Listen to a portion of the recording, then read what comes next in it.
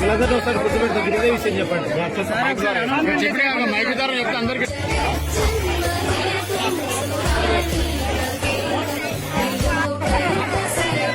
లక్ష్మీ నరసింహస్వామి దేవస్థానం ఏవో గారు మన ముందుకు వచ్చారు.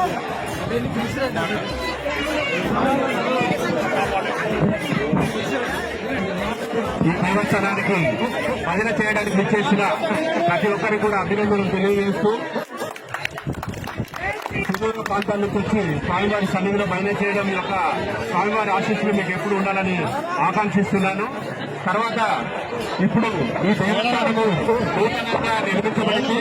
ఇక్కడ కూడా ఈ శ్రావణ మాసం నుంచి అఖండ నామ సంకీర్తన చేపట్టబడుతుంది దేవస్థానం తరఫున. ఉదయం నుంచి సాయంత్రం వరకు అఖండ నామ సంకీర్తన స్వామివారికి చేయబడుతుంది.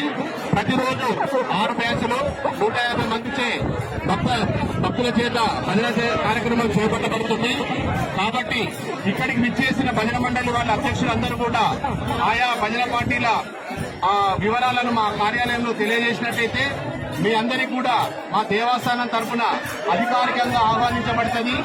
మేము ఇచ్చిన షెడ్యూల్ ప్రకారంగా మీరు వచ్చి భజన చేసిన రోజు మీకు దర్శనము, వసతి, భోజన వసతి కూడా ఏర్పాటు చేయబడుతుందండి.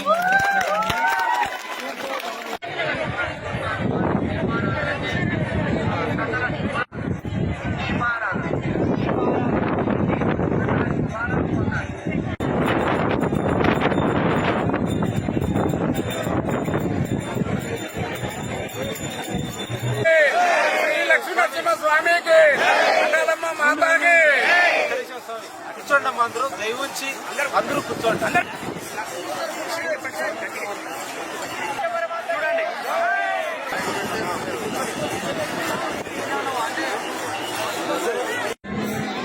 ఈరోజు తెలంగాణ జానపద ఉత్తి కళాకారుల సంఘం ఆధ్వర్యంలో జరిగినటువంటి అఖండ హరినామ సంకీర్తన 24 గంటల ఇచ్చినటువంటి పిలుపుకి భక్తిపూర్వకంగా దాదాపు ఒక 10,000 మంది పాల్గొన్నారు. భజన చేయడంతో దేవస్థానం సహృదయంతో స్పందించి మేము శ్రావణవాసం నుంచి అఖండ హరినామ సంకీర్తన ప్రారంభిస్తామని చెప్పారు. శ్రావణవాసం నుంచి ఫస్ట్ ఏంటంటే 1 నెల పాటు ప్రారంభిస్తాం. రోజు 6 బృందాలు ఉదయం నుంచి రాత్రి వరకే. ఎందుకంటే 1 నెల పాటు 6 బృందాలు కంటిన్యూగా వచ్చాయంటే సంవత్సరం పాటు పొడిగిస్తామన్నారు. వాళ్ళు ఇచ్చినటువంటిది ఏంటంటే ఒక వేదిక ఏర్పాటు చేస్తాం, మైక్ ఉంటుంది, భోజనాలు పెడతాం, డైరెక్ట్ దర్శనం ఉంటుంది, అన్నప్రసాదం ఇస్తాము, ఇవన్నీ చేస్తాము, ఛార్జీలు ఆలోచించి చెప్తామన్నారు. కనుక తాత్కాలిక దీనికి ఒప్పుకున్నాం, అందరం కూడా.